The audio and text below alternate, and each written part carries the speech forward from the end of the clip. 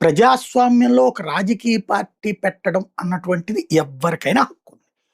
అలాగే కేసీఆర్ గారి కుమార్తెగాన, లేకపోతే జాగృతి వ్యవస్థాపకురాలుగాన, లేదంటే ఒక తెలంగాణ పౌరురాలుగాన, కేటీఆర్ గారి సోదరిగాన, లేదా ప్రజాస్వామ్యంలో ఒక మహిళగా ఒక ఎదగాలనుకుంటున్నటువంటి కోరుకున్నటువంటి రాజకీయ నాయకురాలుగా పార్టీ పెట్టడంలో కవిత చేసింది ఎలాంటి తప్పు లేదు.